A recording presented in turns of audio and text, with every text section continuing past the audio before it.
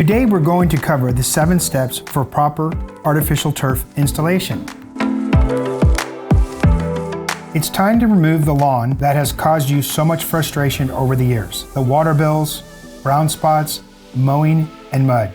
Say goodbye to it all. We recommend removing 4 inches of your existing lawn or base.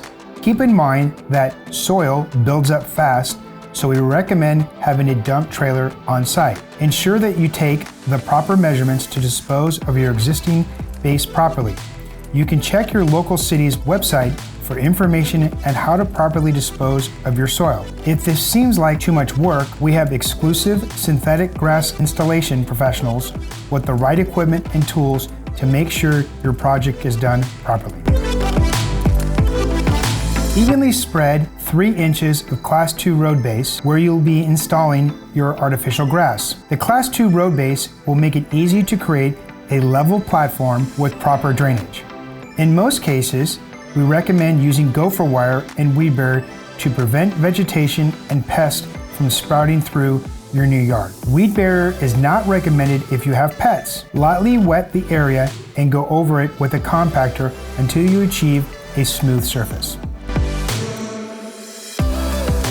Roll out your new artificial grass and be careful not to drag your turf across your freshly prepared base. It is best to allow your turf to sit in the sun for 30 minutes to an hour to let it expand prior to install. If you are working with multiple rolls, it is very important that the blade direction and stitch patterns are facing the same way. Crossing blade directions will result in poor appearance. Carefully nudge and move your artificial grass into the proper position. Wear knee pads to protect your knees and shins while manipulating the turf. Now it is time to make the appropriate cuts. We recommend using a box cutter or carpet knife. All cuts should be made from the back of the synthetic grass so you can see the stitch rows. When making the cut, leave a 1/4 to 1/2 inch of turf over the edge of your border. This will help with the finishing touches at the end of your project.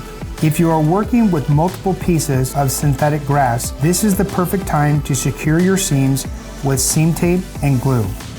Be sure that the blades of your turf are laying the same direction when seaming and that the space between each stitch row matches. Place the red line of your seam tape down the center of the seam and make an S pattern with your glue on each side of the red line. Move turf into place and let the glue set for 15 minutes. You can place your infill bags evenly on the seam to enforce contact with the seam tape.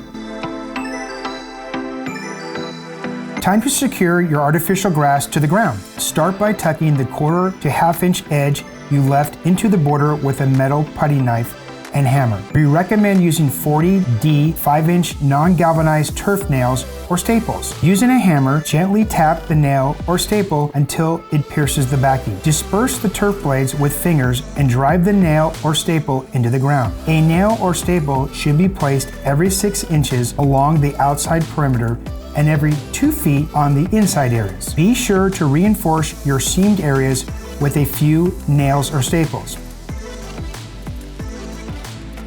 It is extremely important that you meet the proper infill requirements for the turf system you have purchased. The proper amount of infill will affect the appearance, performance, and lifespan of your artificial grass. Please ask your sales rep for infill requirements if you are unsure of the requirements for your specific product. There are many different types of appropriate infills that may be used. Options include acrylic coated sand, zeolite, silica sand, or chrome rubber. We recommend using a drop spreader to evenly disperse the proper amount of infill.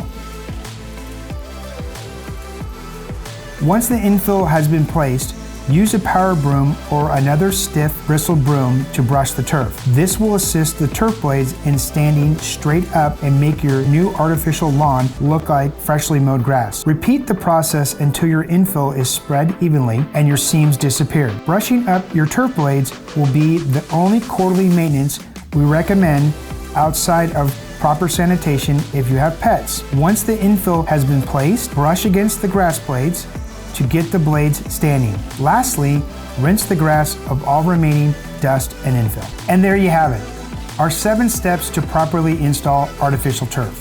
We look forward to seeing your completed project. Thanks for watching.